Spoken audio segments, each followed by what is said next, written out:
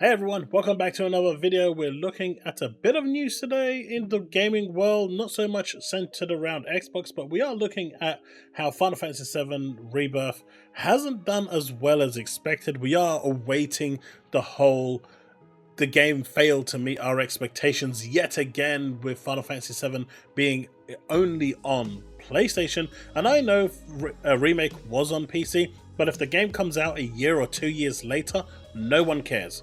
We have seen this time and time again, and I've had this discussion on Twitter.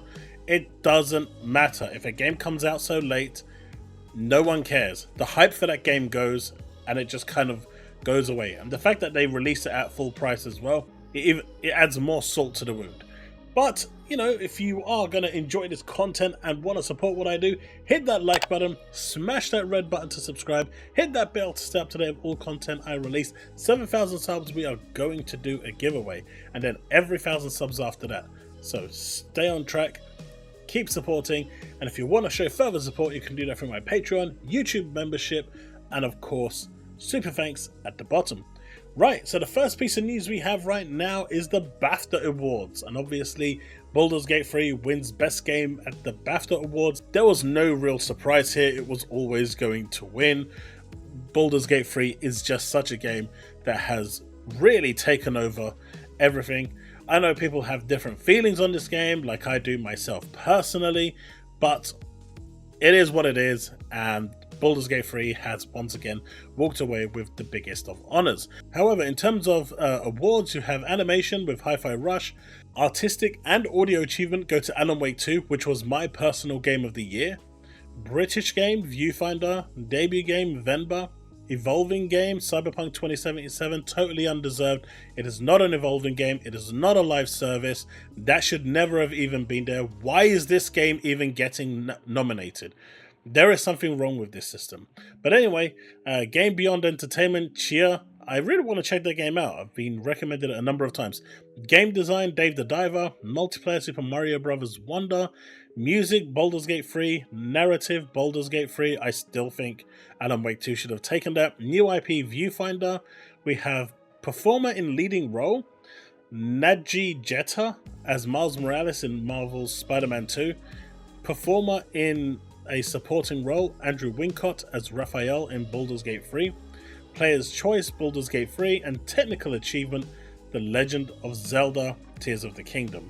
But at least one Xbox game made it in there with Hi-Fi Rush. It's a shame that no PlayStation games made it in there.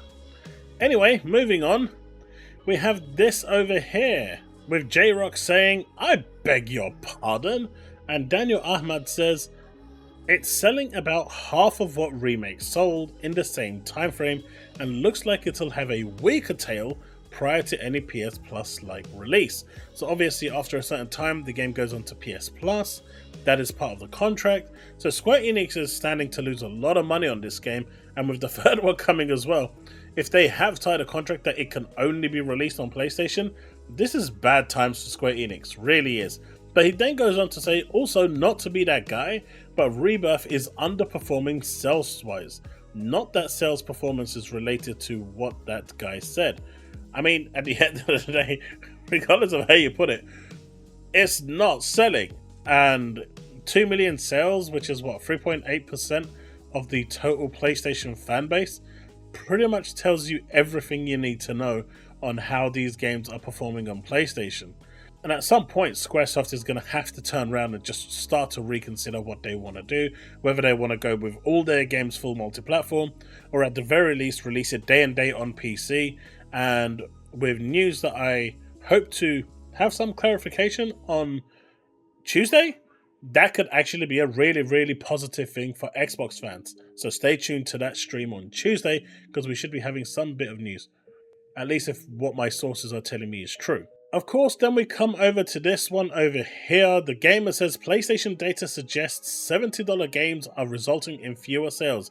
But you know, all those ponies out there are going, "We buy our games," and all that, and they're like, "We purchase our games. Xbox gamers don't purchase their games." And then, you know, they're over here not buying their games because $70 means that they can't afford it. But they're still championing right now that games should be $80, $90, $100, $120, but they can't even buy games at $70. Now, to make that make sense to me, this is the community that is saying that games should be $100 right now, but the data suggests that they don't even buy games at $70 because they are too expensive. But yet they are championing that games should be released at $100 or $100+. Make the ludicrousy, the insanity, the stupidity make sense. It's not making any sense to me. It is not making any sense. And let's face it, we've been telling them this for a while. Helldivers 2 is a beautiful example. Palworld is another example. That if the games are priced at a lower rate, they will sell more. But yet you'll have the CEO of Saber turn around and say, if we price the games at $40, then people will think that the game is cheap and badly made and no one will buy it. Who in their right mind is thinking that? I mean, what sort of mental gymnastics has to go through your head for you to be thinking something like that? The data itself is telling you everything you need to know. £70, $70 games are resulting in fewer sales. The reality is, once the game gets to 70, 75, it's getting closer to that $100. You reconsider if you're going to spend $100 on a game. At £50, I bought so many games, but the moment it went to 70, I know it's not that much more, but psychologically, I reconsider if I need to buy that game now or wait for a sale.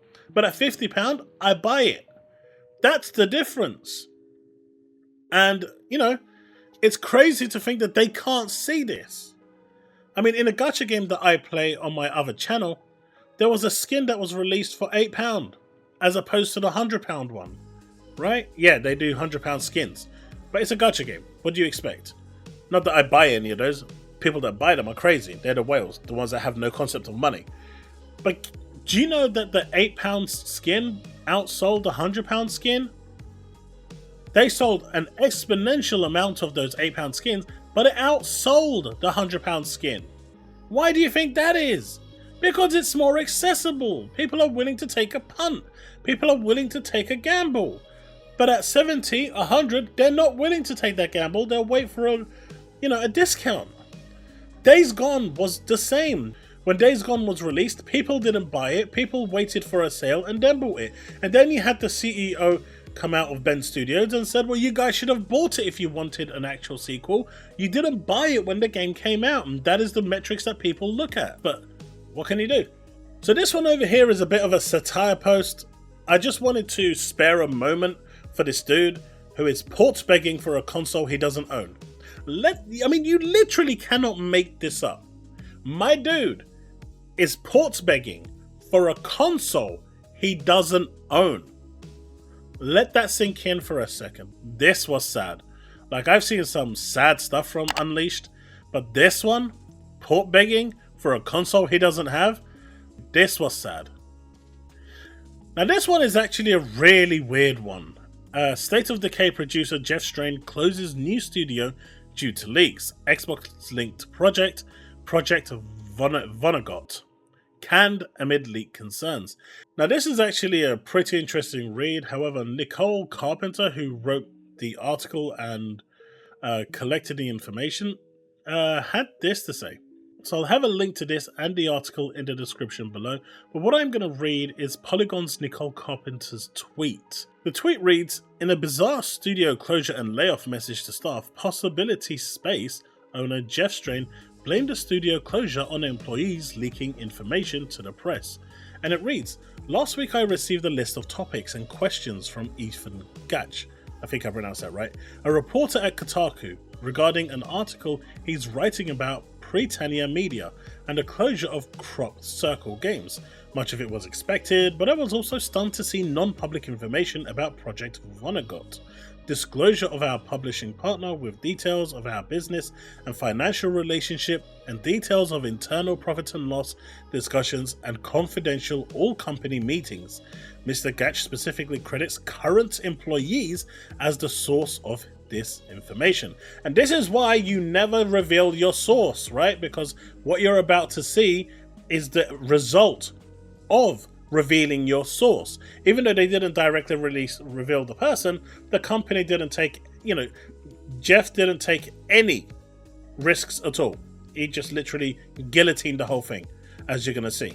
Leaks of this nature are typically malicious and done by outside hacking, so to see internal team members under a confidentiality agreement, an NDA, engage in this was shocking. Given the company's own strict confidentiality and notification obligations, I immediately got on a plane for an in-person meetings with our publishing partner to disclose the information breach and to discuss the impact on the project.